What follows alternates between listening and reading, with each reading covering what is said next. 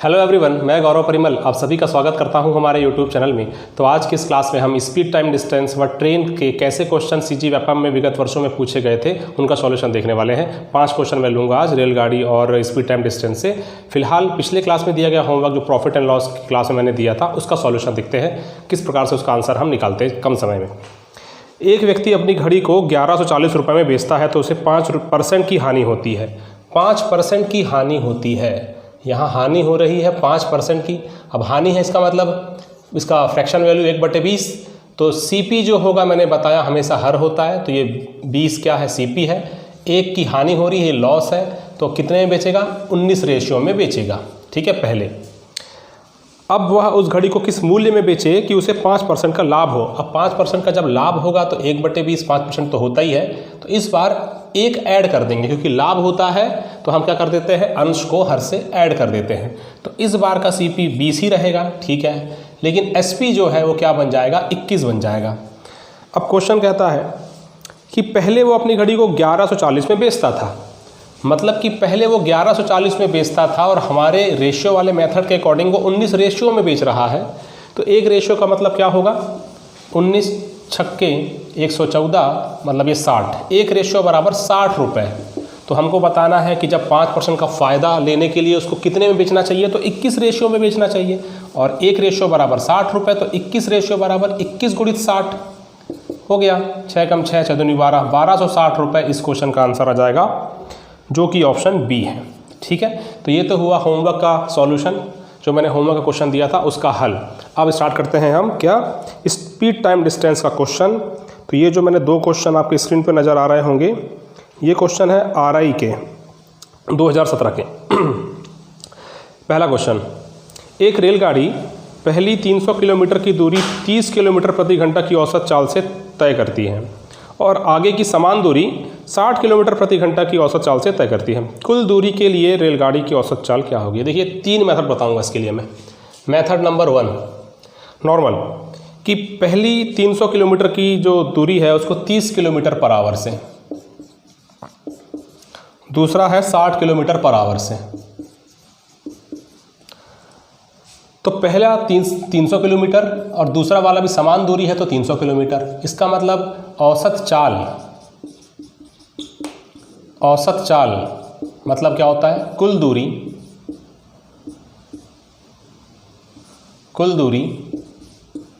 और लगने वाला कुल समय। कुल दूरी कितनी 300 + 300 मतलब कि 600, और समय कितना लग रहा है तो 30 और अच्छा समय हम निकालते कैसे हैं, हमको पता है चाल बराबर होता है दूरी बटे समय। तो समय निकालना है तो यहाँ पर आ जाएगा समय और यहाँ चाल। तो पहला अगर हम T1 + T2 इस प्रकार से मान ले, एक स्टेप थोड़ा समझने के लिए, तो ये ऐसा हो जाएगा कि 600 / T1 मतलब कि पहला समय दूरी बटे चाल के फॉर्मूले के हिसाब से पहली 300 किलोमीटर की दूरी तय की जाती है किस हिसाब से 30 किलोमीटर के हिसाब से, और अगला T2 दूसरा 300 तय किया जाएगा 60 किलोमीटर के हिसाब से। तो ये 10 बार में कटेगा और ये 5 बार में कटेगा। तो ये 600 / 10 और 5 15, 15 चौके 60 और ये 0, तो 40 इसका आंसर आ जाएगा। औसत चाल कितनी है तो 40 है। ये है मेथड नंबर 1, बिल्कुल बेसिक। ठीक है, चलिए सेकंड मेथड होता है formula based. Second method,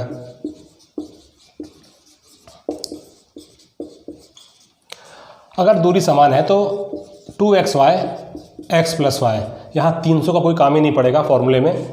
2 × x पहली 30 दूसरा 60, 30 और ये 60 और ये 30 + 60, 2 × 30 × 60 / 90, 30 × 90 3 और ये 20, 20 दूनी 40। तो यहाँ पर भी 40 किलोमीटर पर आवर ये आपकी औसत चाल आ जाएगी। ठीक है, इसके बाद जो एक तीसरा मेथड है रेशियो मेथड, उसको भी देख लेंगे। जितने मेथड आपके पास रहे उतना ज़्यादा अच्छा। वैसे मैंने ऐप में औसत 2.0 के नाम से जो क्लास अपलोडेड है उस पर मैंने रेशियो मेथड को पूरा एक्सप्लेन किया है कि औसत चाल वाले क्वेश्चन रेशियो मेथड से भी सॉल्व हो सकते हैं। देखिए क्या तरीका है। 30 किलोमीटर आवर और 60 किलोमीटर पर आवर, तो हमारे पास 30 और 60 है। इसका आप एलसीएम ले लो, कितना आएगा 60, ठीक है। 30 दूनी 60, 60 एकम 60, ठीक है। दूरी कितनी थी? 300 किलोमीटर। और दूसरी दूरी कितनी थी? वो भी 300 किलोमीटर। इसका मतलब इन दोनों दूरियों के आपस में रेशियो निकालेंगे तो 1:1 आएगा। क्लियर? टोटल दूरी रेशियो में नापो। ये जब होता है 30 60 जो हम निकालते हैं 2 1, ये क्या है? रेशियो है। 2:1 रेशियो पूरा रेशियो वाला खेल है। टोटल रेशियो कितना हो जाएगा? 1 और 1 2, इसको 2 से मल्टीप्लाई कर दो। क्लियर? और यहाँ पर जो 2 और 1 जो हमने एलसीएम निकालने के बाद हमने प्राप्त किया था, इसको ऐड कर दो। 2 और 1 3, ये हो गया 20, 20 दूनी 40। ये भी एक मेथड है। अब ये मेथड कहाँ काम आता है? जहाँ पर हमको अलग अलग दूरी दी गई हो, समान दूरी ना दी गई हो, अलग अलग दूरी दी गई हो, उसमें ये मेथड आप बिल्कुल इस मेथड को उपयोग करके कोई भी ऐसा क्वेश्चन जहाँ पर 4 अलग अलग दूरी है उसको भी सॉल्व कर जाओगे। जहाँ पर फॉर्मूला काम नहीं आता, जहाँ पर कई बार बेसिक भी कहीं बार हमको एक लिमिटेशन बना देता है कि नहीं सॉल्व नहीं हो सकता, तो वहाँ पे ऐसा कुछ ट्रिक काम आ जाता है। तो ये आपका एक तीसरा मेथड था, ट्रिकी मेथड था। ठीक है, अगला क्वेश्चन है, एक लड़का अपने घर से 4 किलोमीटर प्रति घंटा की चाल से चलता है और अपने स्कूल 5 मिनट देरी से पहुंचता है। यदि उसकी चाल 5 किलोमीटर प्रति घंटा होती तो वह 10 मिनट पहले पहुंचता। उसके स्कूल की घर से दूरी क्या है? स्कूल की घर से दूरी वो तो एक समान ही रहेगी, बदलेगी नहीं। तो ऐसे केस में क्या होता है, जहाँ दूरी एक समान, दूरी नहीं बदलती, दूरी कांस्टेंट होती है, तो क्या होता है, स्पीड और टाइम का जो रेशियो होगा जस्ट इन्वर्सली प्रोपोर्शनल टू पलट जाएगा। जैसे यहाँ पर दिया है कि 4 किलोमीटर प्रति घंटा पहले चाल थी, उसके बाद वो चाल कितनी हो जाती है, 5 किलोमीटर प्रति घंटा हो जाती है, तो इसका रेशियो 4:5 ही आएगा। तो ये 5:4 हो जाएगा, इसका रेशियो जस्ट उल्टा हो जाता है। क्यों होता है? देखो, हम सभी को पता है, बचपन से पढ़ते आ रहे हैं, चाल बराबर दूरी बटे समय। जब दूरी कांस्टेंट हो गई, दूरी अपरिवर्तित मतलब कांस्टेंट हो गई, तो इसका मतलब ये बोल सकते हैं कि जो चाल है ये समानुपाती 1 टाइम, 1 समय, या इन्वर्सली प्रोपोर्शनल टू स्पीड जो है इन्वर्सली प्रोपोर्शनल टू टाइम होता है। इसलिए मैंने जो टाइम का रेशियो है इसके जस्ट उल्टा करके लिख दिया है, ये है रीज़न।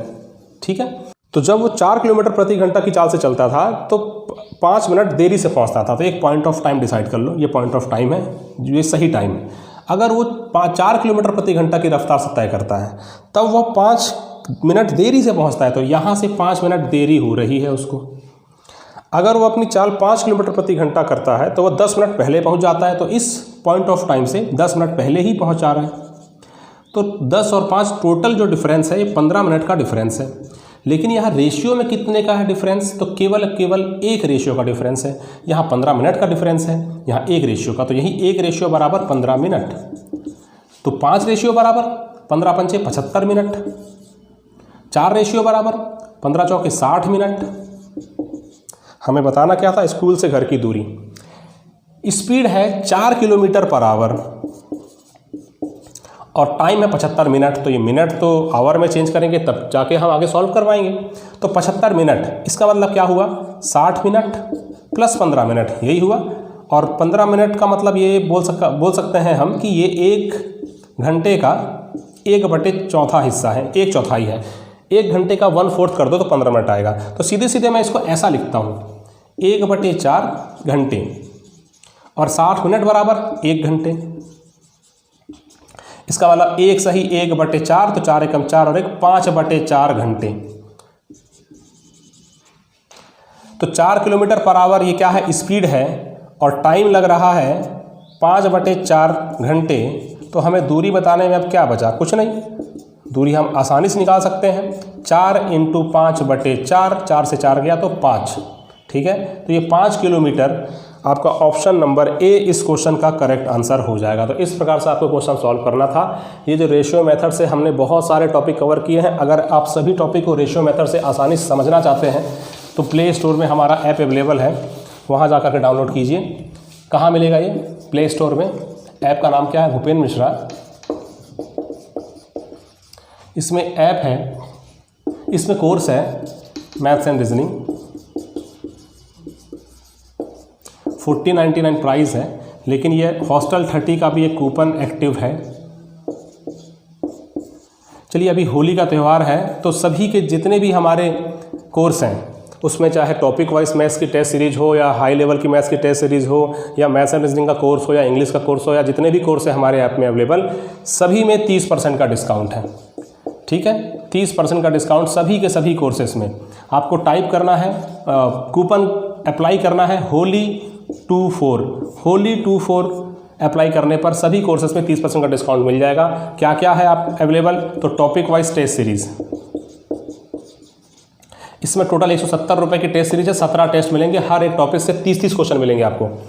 हाई लेवल की टेस्ट सीरीज है, उसमें 99 रुपीज़ में 10 टेस्ट मिलेंगे, सभी के सभी टॉपिक मिक्स्ड रहेंगे आपस में और हाई लेवल मिलेगा आपको उसमें।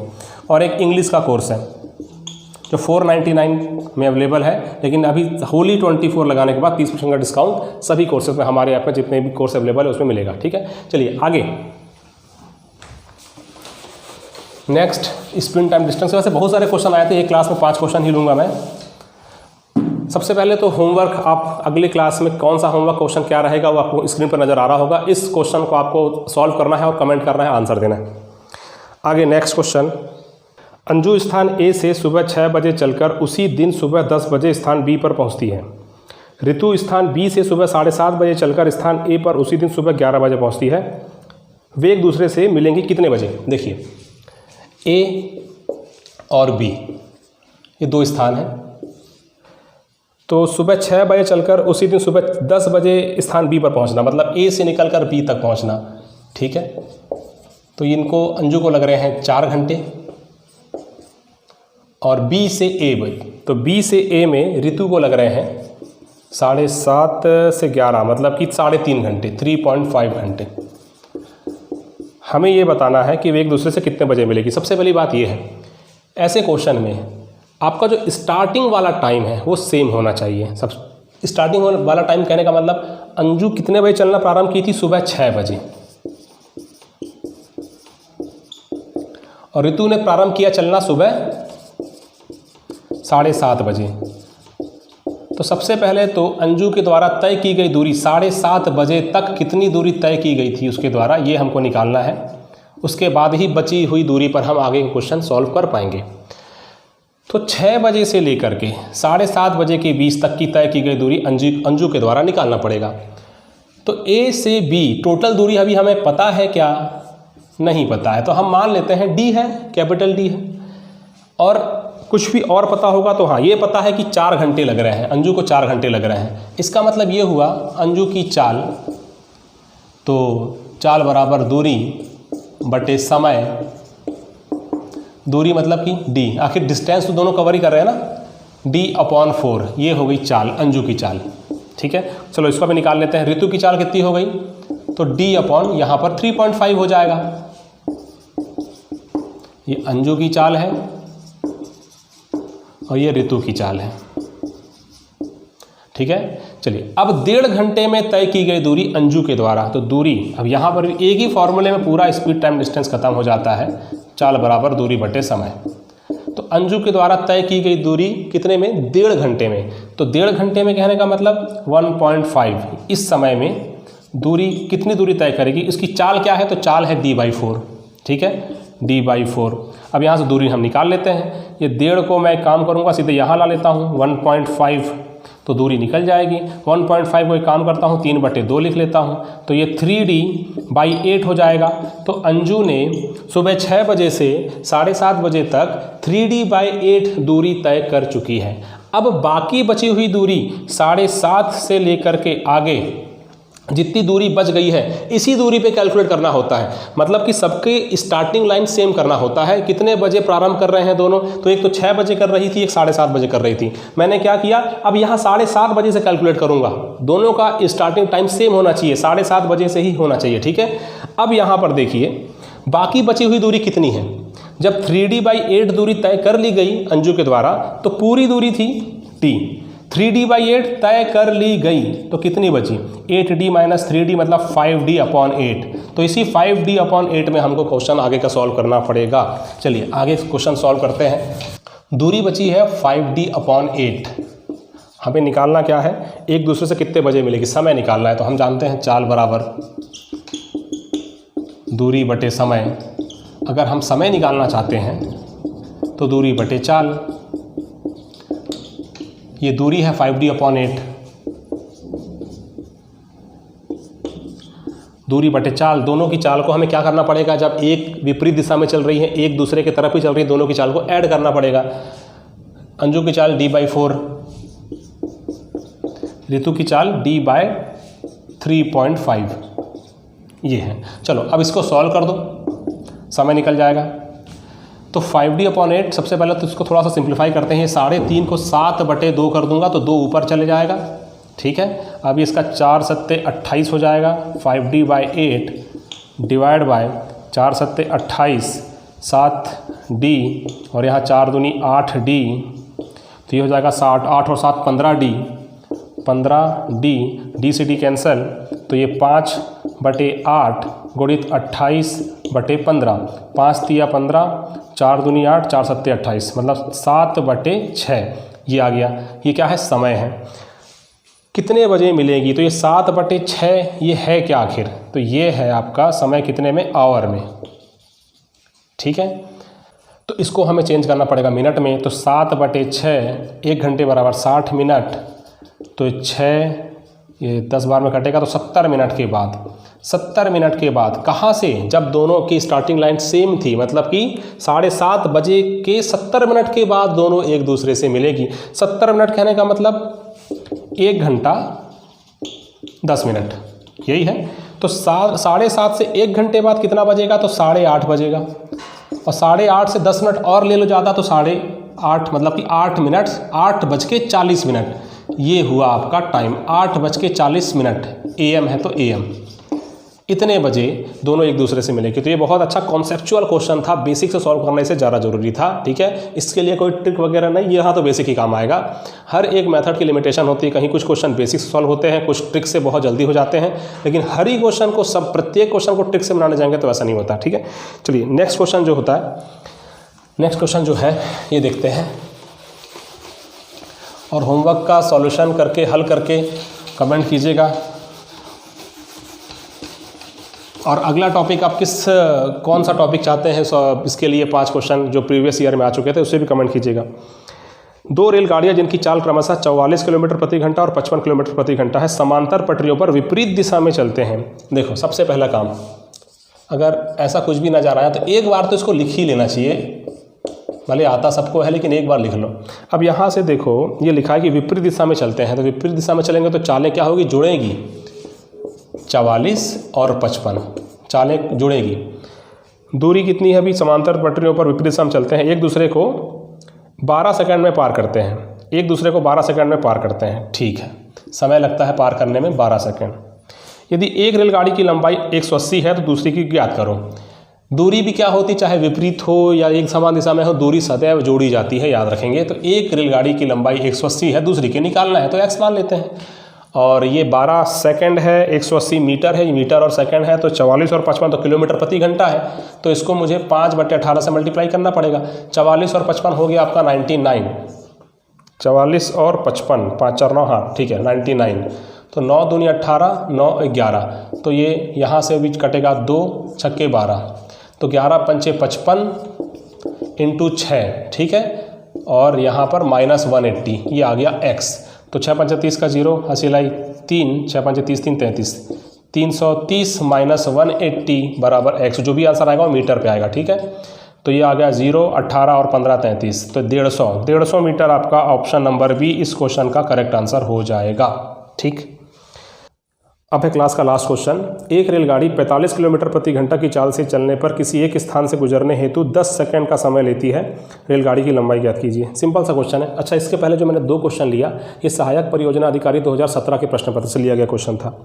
चलिए ये जो क्वेश्चन है ये तो बड़ा सिंपल है, चाल बराबर दूरी बटे समय से ईजिली सॉल्व होगा। हमें लंबाई निकालना है, मतलब दूरी निकालना है। चाल दी गई है 45 किलोमीटर प्रति घंटा, ठीक है। दूरी निकालना है, मतलब रेलगाड़ी की लंबाई निकालना है, ऐसा है। समय कितना लग रहा है, 10 सेकंड। तो ये 10 सेकंड में है, तो इसको भी चेंज करो मीटर प्रति सेकंड में, 5/18 से मल्टीप्लाई करके 9 दूनी 18, 9 पंचे 45, 2 एकम 2, 2 पंचे 10, 5 इंटू 5 इंटू 5, 125 मीटर। ये है रेलगाड़ी की लंबाई। तो यही 125 आपका आंसर हो जाएगा, ठीक है। चलिए, तो ये तो हुए क्वेश्चंस। तो आप सभी लोगों को होली के एडवांस में बधाई। अब जो क्लास आएगी वो होली के 2 दिन या 3 दिन के बाद आएगी, ठीक है। तब तक आप प्रैक्टिस कीजिएगा और बिल्कुल तैयारी में कोई कमी मत रखिएगा। वीडियो अगर पसंद आता है तो लाइक कीजिएगा, और अगर जो लोग पहली बार वीडियो को देख रहे हैं वो सब्सक्राइब जरूर कर लीजिएगा, और जो चाहते हैं कि वीडियो अपलोड होते के साथ ही उनको पता चल जाए तो नोटिफिकेशन के बेल आइकॉन को प्रेस कर लीजिए, ठीक है। वीडियो को अंत तक देखने के लिए धन्यवाद आपका।